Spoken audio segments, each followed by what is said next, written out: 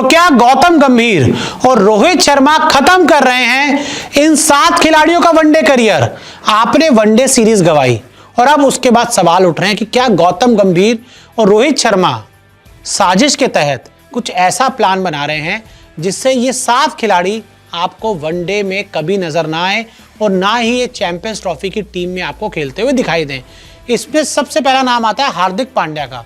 देखिए, हार्दिक पांड्या से आपने वनडे की उपकप्तानी छीन ली, T20 की उपकप्तानी छीन ली। T20 में तो आपने उन्हें कप्तान नहीं बनाया। और ये सच है कि हार्दिक पांड्या ने वनडे सीरीज में आराम मांगा था, लेकिन खबरें ऐसी आ रही हैं कि रोहित और गंभीर अब कह रहे हैं कि हार्दिक जाओ, विजय हजारे ट्रॉफी खेलो, अपने आप को साबित करो, हम आपको फिर सेलेक्ट करेंगे। क्यों भाई, हार्दिक से इतनी दुश्मनी क्या है?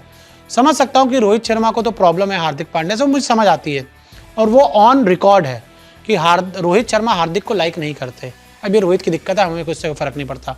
लेकिन उस चक्कर में क्या गौतम गंभीर भी उनके साथ लग गए हैं और हार्दिक पांड्या का वो धीरे धीरे साइड किया जा रहा है इंडियन क्रिकेट से?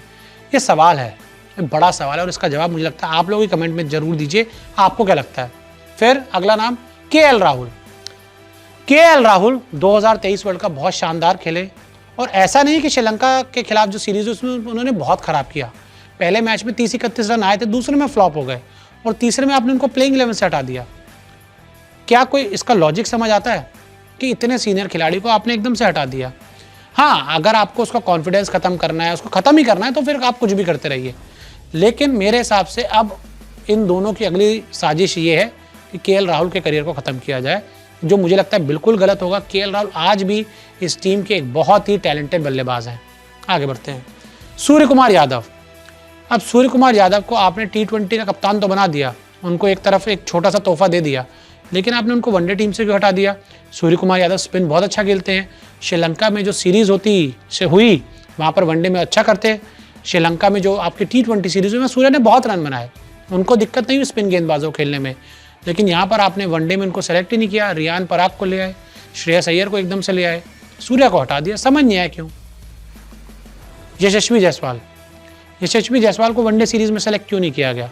T20 सीरीज में उन्होंने अच्छा परफॉर्म किया, T20 वर्ल्ड कप में भी आपने उनको नहीं खिलाया, लेकिन यहाँ पर वनडे सीरीज में खेल सकते थे, वो ओपनिंग कर सकते थे शुभमन गिल के साथ, left and right hand combination बन सकता था, कुछ भी हो सकता था। या शुभमन को आप 3 पे ला सकते थे, विराट को 4 पे कर सकते थे, कुछ तो कॉम्बिनेशन बना सकते थे ना, लेकिन नहीं बनाया।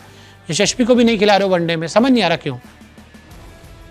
युजवेंद्र चहल को तो T20 से पहले हटाया और वनडे में सेलेक्ट नहीं किया।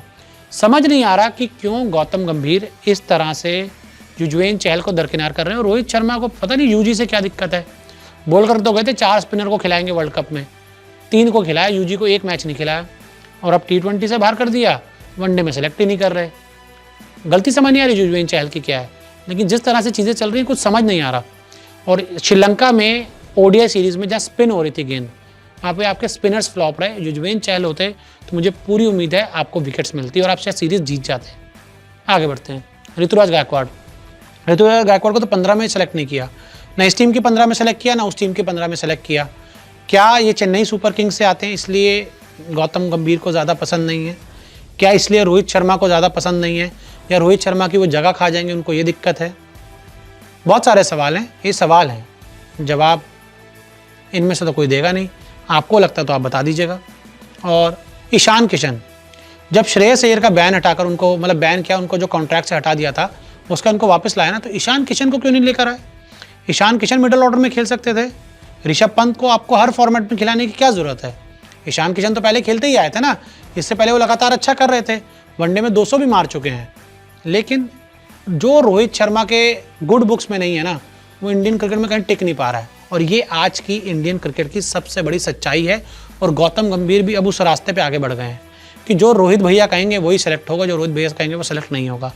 तो मेरे हिसाब से गौतम गंभीर और रोहित शर्मा की एक ऐसी जो ट्यूनिंग बन गई है ना, अब ये उन खिलाड़ियों को टारगेट कर रहे हैं जो आगे चल के रोहित की कप्तानी को चैलेंज कर सकते हैं, बड़े प्लेयर बन सकते हैं। और शायद इसीलिए इन सबको हटाया जा रहा है और टीम से बाहर किया जा रहा है।